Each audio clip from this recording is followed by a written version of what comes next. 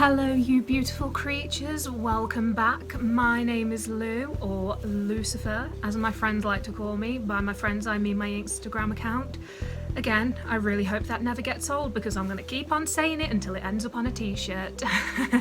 So it is Christmas Eve. Yes, well, it's Christmas Eve today, but I wanted to bring this out on Christmas Eve so people had something to watch on Christmas Eve. And I am very excited to do this one. I kind of had this idea in the back burner for a long time, but I just watched an episode of Ghosts, the Christmas special, and it was talking a lot about traditions and what they used to like doing. And when I was a baby bat, long ago, when dinosaurs roamed the earth, I used to like reading stories, particularly ghost stories. Now in the Victorian times, I know a lot of people used to read ghost stories around Christmas time. Why they don't do that anymore really upsets me. I remember the only story that we really read was The Night Before Christmas, and that was about it. I'm literally just looking at the screen now and realising how horrendously Christmassy everything is. I like my tinsel. My tinsel is adorable. I love it. I think I look cute. Also, can we just talk about how cute this tree topper is that my dad did for me a long time ago. Obviously, I've got my tree over there. I have many beautiful decorations from many beautiful different people. And we've got Billy Bob in the back, wearing a Christmas jumper. Don't say I don't treat you. How you doing, Billy Bob? He wants to die. So tonight, guys and gals, I am going to delight you and maybe thrill you and chill you with a couple of little scary stories that I found. Well, I say scary stories. I think it's we'll see. We'll have a little rating system as well on how scary it was and how festive it was as well. I am using a site that I used to read from a long time ago, again when I was a baby bat, scaryforkids.com. I used to read about all the urban legends. That was fun, and then trying to get to sleep to it afterwards. Not so fun. So tonight I will be reading a couple of short stories. They say they're only about 2 to 3 minutes long. Now these short stories I haven't read, so if I do stutter over my words, one, because I'm really anxious, and two, it's because I'm really anxious. So we'll do the best we can. Again, I haven't read these stories, however, the one I am going to read at the end I have read, and I thought you guys would really like it. Just as an end, little thought to leave you with about the big man. And can we just talk about how cute my nails are? Yes, I had them done by my good friend Polly. She is Celeste Beauty on Instagram. Please go and check her out. I'll pop her Instagram down in the description below so you can check her out. She is phenomenal. When I wear these ones out, she's actually going to do me some serial killer ones, so that will be very exciting. Now guys and girls, tuck yourselves in, get a nice warm drink, and pray that you can sleep tonight. I'm about to read you some scary stories. So the first one, guys and gals, is called Carol Singers. Now I've got my drink ready and I'm going to use it either as just to keep myself warm, or maybe as a judgmental sip. You'll be able to tell which one's which after I've read the story. So this one's called Carol Singers. Now, the Carol Singers is a scary story for Christmas about a kid whose father and grandfather go from door to door begging for money. It is based on an old horror story by Bernard Capes called The Vanishing House. Interesting. Now this one came out in January 14th, 2016, and it says it's only a 3-minute read, so let's get into it, guys. I just thought I'd let you know this video is starring my beautiful laptop Ripley. I don't know why I wanted to include that. I just thought I would because I love my laptop very much. She brings me lots of joy. Are you sitting comfortably? Then we shall begin. My grandfather was a drunk. My father was a drunk, but I never touched a drop. There's a reason for that. When I was young, times were hard and I grew up poor. My grandfather and my father never did an honest day's work in their lives. Hating this already. Grandad wasn't good for much, but he played the clarinet like an artist. He taught my father how to play the accordion. That's kind of cute. Every Christmas they would gather a group of their friends and go from door to door, playing Christmas music, singing Christmas carols and begging for money. Afterwards they would all go down to the pub and spend it on alcohol. Good. On Christmas Eve they brought me with them. I was too young to play an instrument, so they handed me a triangle and told me to strike it every now and again. I feel like that's the ultimate, dig in music class. You've got no talent, you've literally got the triangle, and you can even mess that up. So, don't knock the triangle, okay? The night was dark, the snow was falling, and a cold December wind cut through us like a knife. We kept our hands down and trudged through the snow and the sleet. Eventually, my grandfather stopped and said, "This looks like as good a place as any." We were outside a big mansion. Fancy. Decorated with Christmas lights. My grandfather knocked on the front door and we began to play some old Christmas carols. The door of the house swung open, and in the dim light I saw a young woman standing there. She was holding a tray of glasses in her hand with a smile. She picked up a glass and held it out, inviting one of the men to drink. "Don't take alcohol from strangers." Yeah. My grandfather rubbed his hands together with glee and took the glass. Just then I looked up, and in the window above I saw a face peering out of the shadows. A face that was hideous beyond words. I looked back at the woman in the doorway, and her face was hideous too. Before I could stop him, my grandfather put the glass to his lips and knocked it back with one big gulp. "Oh dear," said the woman in an eerie, childish voice. "You've drunk blood, sir." With that, the door slammed shut. My grandfather stumbled back and the glass fell from his hands. It shattered with a deafening crash and he collapsed in the snow. I don't remember much after that. All I recall is waking up in the light of dawn and finding myself lying in the snow. The other men were lying all around me, just waking up themselves. My father got to his feet and rubbed his head. The woman had disappeared and the house was boarded up and abandoned. All that was left was a dark stain in the snow where the glass had broken. My grandfather lay there in the snow beside it, his face all purple and swollen. He was as dead as a doornail. We hurried home that morning and called the police. They picked up my grandfather's body and brought it to the mortuary. My father told them what had happened, but they didn't believe a word of his tale. They said the house had been vacant for over 100 years. And after that night, my father was never the same man again. He never let another drop of alcohol touch his lips, and I made sure I did the same.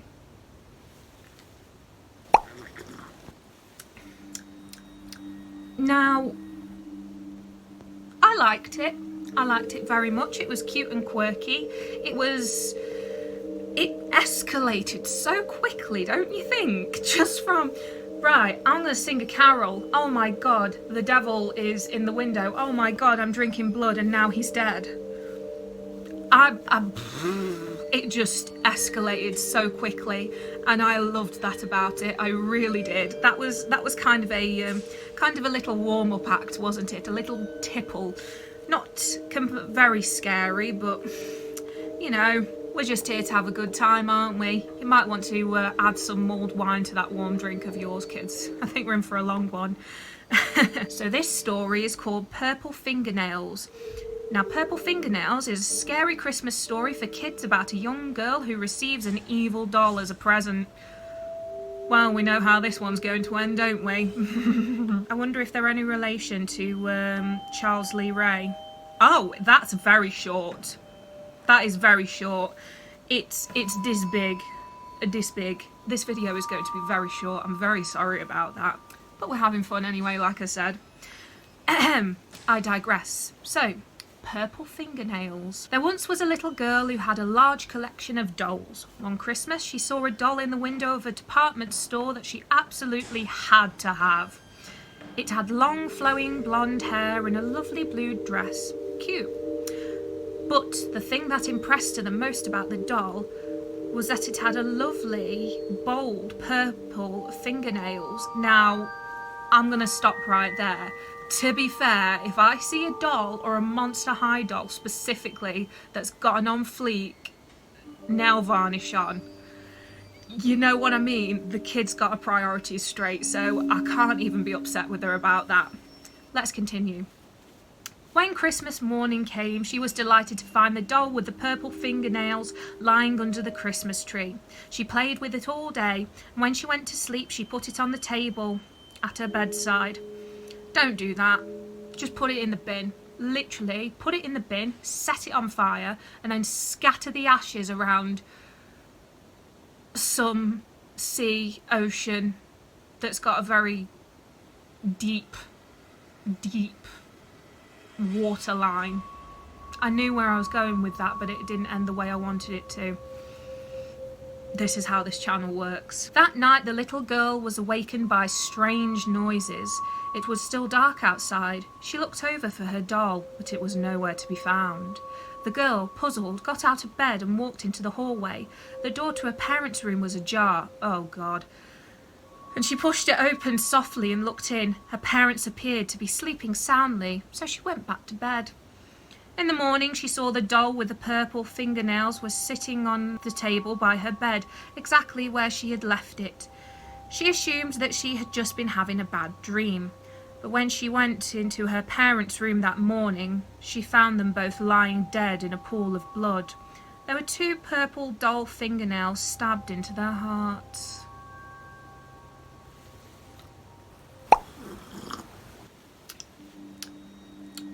I'm aware that I haven't really been rating these stories, and there's a reason for that, because they're cute. They're very, very cute. And the fact that the only connection they have with Christmas is that it just happens on Christmas. No deep, like, Christmas folklore or anything like that. I should have got a Krampus story up. That was short but sweet, I think. I think the fact that, you know, this website is called Scary for Kids. Like, when I was a kid, I would have thought this kind of stuff was terrifying, but not so much now. I was thinking about giving this video a rating. I don't think I'm going to do that anymore because this is cute. This is really, really cute. So that was Purple Fingernails. Short but sweet. We liked it. It was a little tipple. Another little tipple. I may next year, if anyone does actually watch this and finds it quite interesting and humorous, then I may make this a yearly tradition where I read short Christmas horror stories on Christmas Eve, but hopefully find some that are actually scary and make me literally want to stay up on Christmas Eve for completely different reasons apart from it being Christmas Day the next day. This one is called Clown Puppet. Now, I don't like puppets, so this will be very interesting. And I really don't like a certain puppet. Slappy from Goosebumps. Not the book cover version. Oh no, the TV series version. You know who I'm talking about. I used to have night terrors about him every single night when I was a baby. Baby, child, toddler, whatever. And honest to God, he's just nightmare fuel, so absolutely not. So we'll see how we do with this story. It's 2 minutes long and it came out on the 20th of December in 2016, so these are relatively old. There aren't many updates actually, which makes me really sad because I haven't actually checked this website out for a very long time, so to see that it's kind of gone a bit quieter. This is the thing. So if you guys like creepypastas or anything, or you guys are into creepypastas, this was kind of like creepypasta before creepypasta became a thing. How many times can I say creepypasta?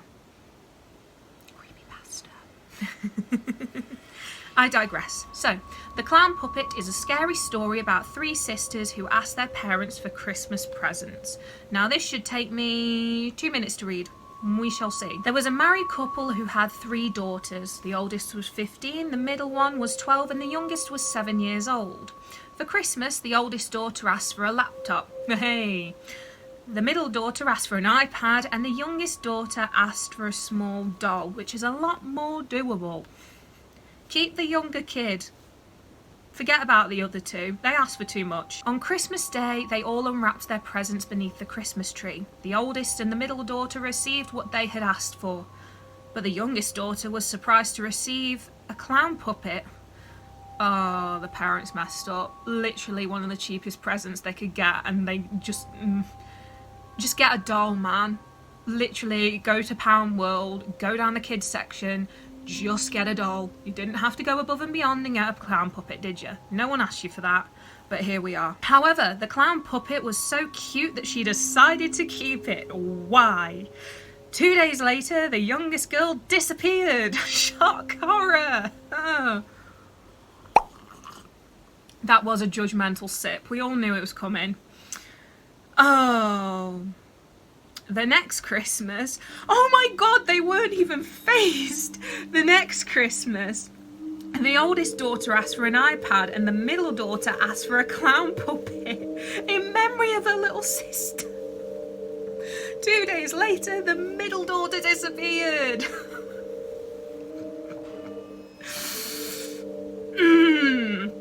The next Christmas, the last remaining daughter asked for a clown puppet in memory of her youngest sisters. 2 days later, she too disappeared. The parents became very poor and were forced to sell their furniture for money. One day they went into the attic looking for something else they could sell. There, in the dark recesses, they saw the clown puppet. It was sitting on a throne made from lollipop sticks arranged all around it were the severed heads of the 3 missing girls.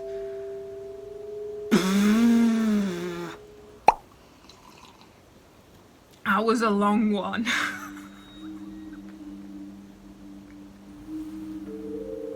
I can't even. Look, why would you do that? Why?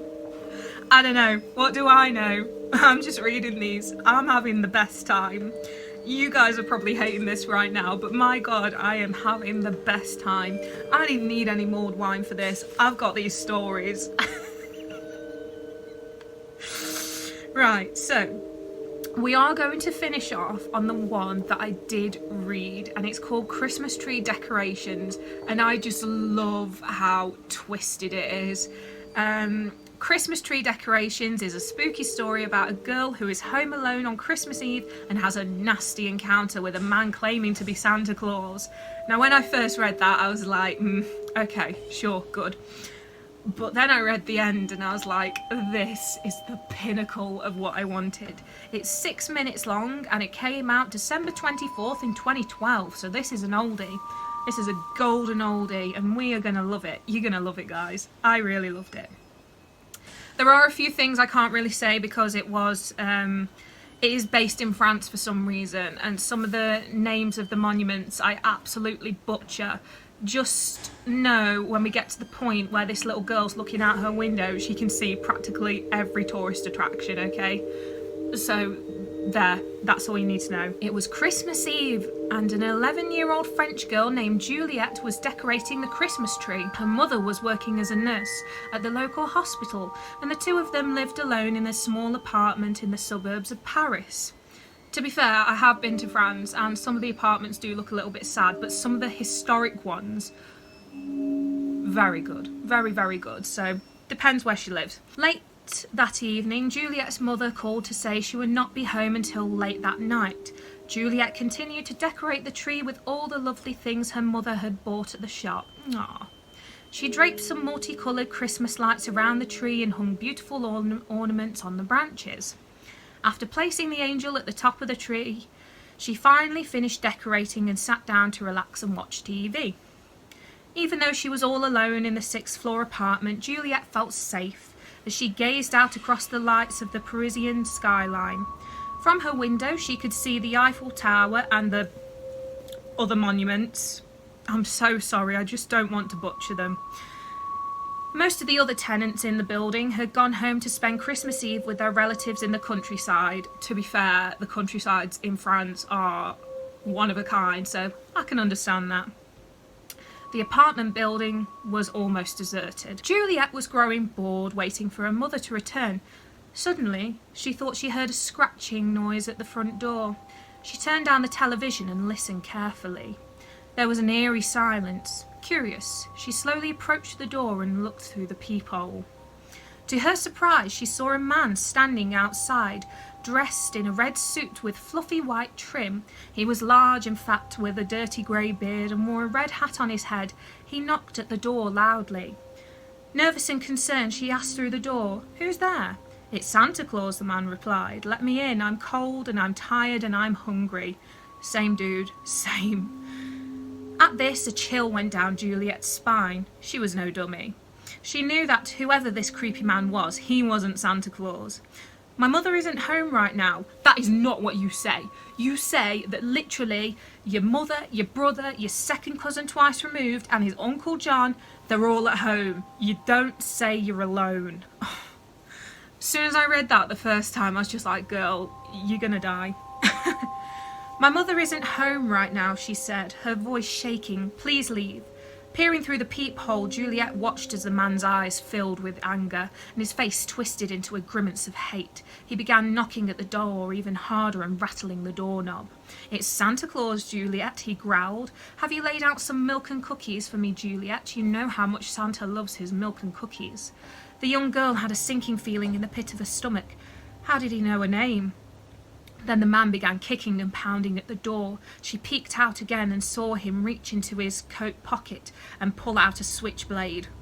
Oh dear. He shoved the knife into the keyhole and tried to pry it open. Juliet was terrified. She didn't know what to do. "If you don't go away, I'll call the police," she shouted. All of a sudden, the knocking stopped.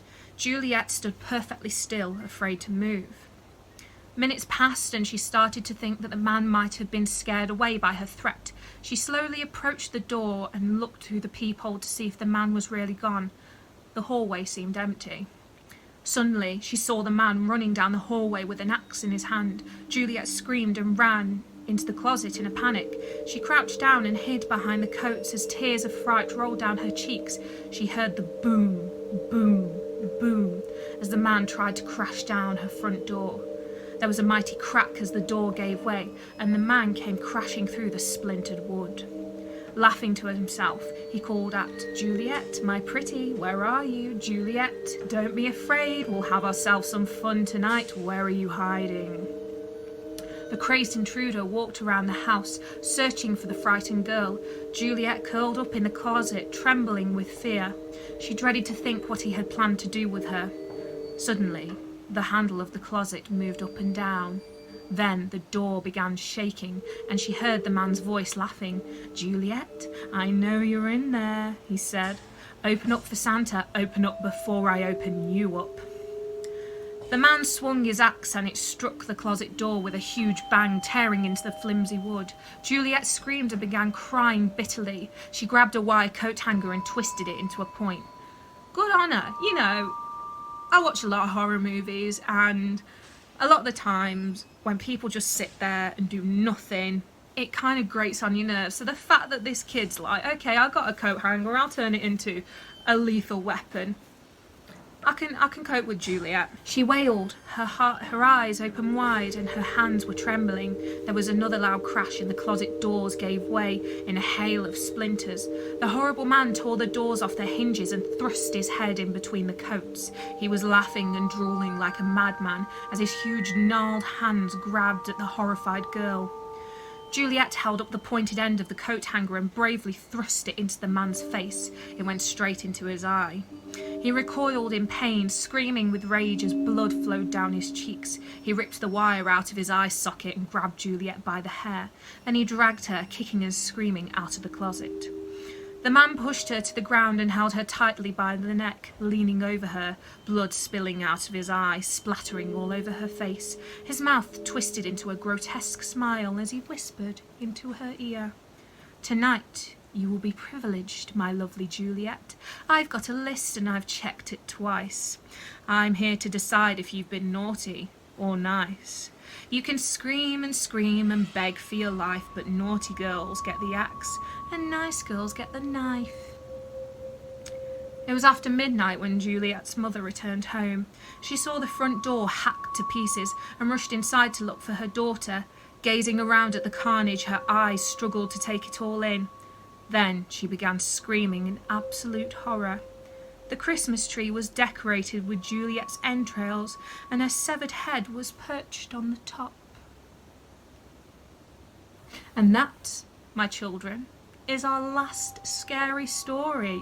Now, I really like that one, probably because I am also sick and twisted, and, you know, I think it was the bit that said, naughty girls get the axe and nice girls get the knife. Like, you're damned if you do and you're damned if you don't. What do you want from me, Santa? Do you want me to be good?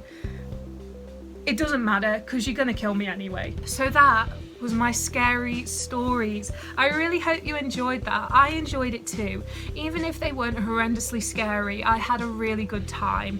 And I know that a lot of Christmas stories can get a bit tired, so sometimes hearing something a little bit scary, it warms the heart a little bit, doesn't it? If you would like me to do more readings of different stories, I would absolutely love to do that. Again, I'm so sorry if I did stutter a few times. I have got a lot of anxiety with reading things out, probably because when I was a kid and I used to read things out in the assembly because I got like writer of the month a lot for all my descriptive stuff. I don't know. A lot of my bullies used to laugh at me whilst I was doing it, so you know, it never really truly leaves you. But then again, I suppose with being a performer, I shouldn't actually have any anxiety with reading things out. I think it's because I don't know it. Do you get what I mean? I think when I know the script, like I do at work, it's a lot less anxiety inducing because there's a lot less chances I'll mess up. Whereas with something like this, I can mess up a lot. I did a few times and I'm really sorry about that. I hope it didn't hinder your enjoyment too much. I am bringing this out on Christmas Eve, and I honestly hope you have an amazing Christmas. I hope you have an amazing Yule.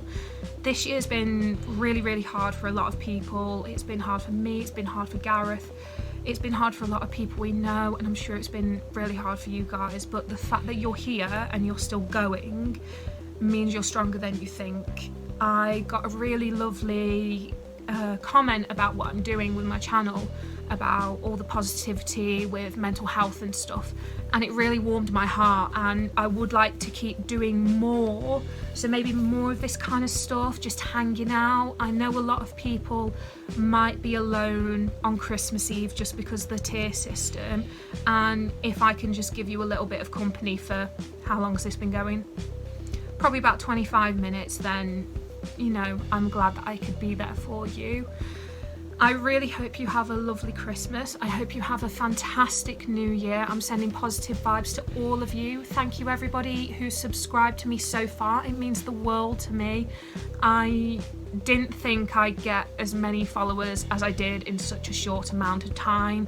But if you would like to see more of what I do, if you'd like to keep up to date with what I do, please consider subscribing, please consider liking the video, please write in the comments what you thought about these stories, because they are treasures, they really are. I would love to do more of this. If you've got stories that you want to send in to me to read, that would be phenomenal. I would love that as well. So until then, I hope you've had a good day. If not, that's okay. Always remember, tomorrow's a new day. See you later, guys. Bye.